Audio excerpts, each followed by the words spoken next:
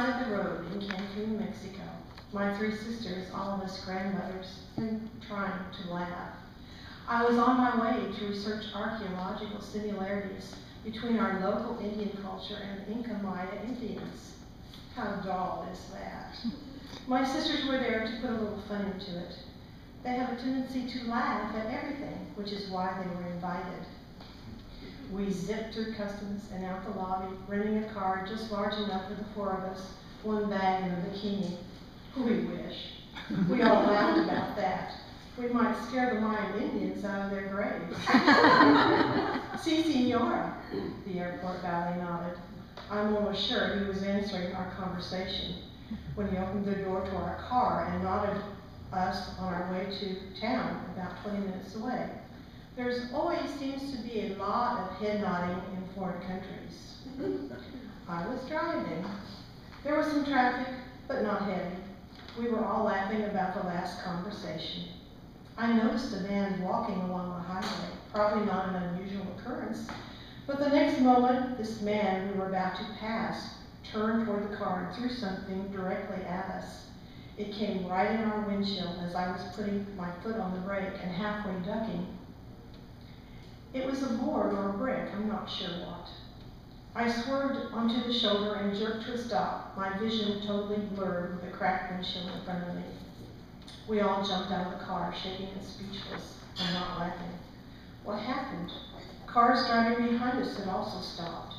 There were people jabbering in rapid Spanish. My sisters and I were totally blank as what to do next. We looked at each other to make sure we were okay.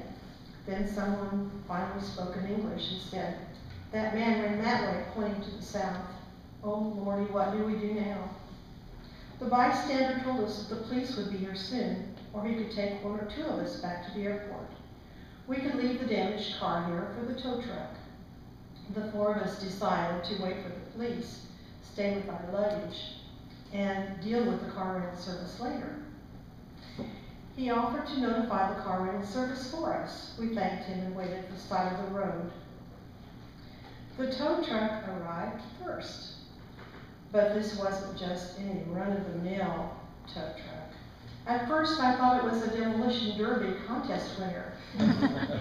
As it came closer, it looked more on the artistic side with a lot of colorful tonal effects. I decided it looked more like a faded cartoon billboard or a paint-by-number vehicle wrap. It definitely was a Spanish advertisement on wheels, although we could not decipher what it was advertising other than dents. A young man, actually not so young, all things being relative, got out of the cab with mariachi music blaring behind him. He was as eclectic as his truck. He kind of looked like Johnny Depp's twin older brother with a mustache, or more of a Captain Jack Sparrow with less hair, or maybe a little bit of a smiley Sweeney Todd. A little devious, comical, lackadaisical, serious, and possibly ingenious. He truly looked like he could step into any of Johnny Depp's characters on a whim. "You called?" he said in a Ricardo Montalban English. "No," we said, "we are waiting for the authorities." He replied with a devilish grin, "I am the authorities." "You got to be joking." He was, of course, joking. "Oh, those authorities," he laughed. He told us that his radio catches the police dispatches, and he automatically goes to the scene of the accident. He said he could take us anywhere, or he would spend the day with us waiting to make sure that nothing else happened. And we would most likely tow the vehicle back to the rental car service.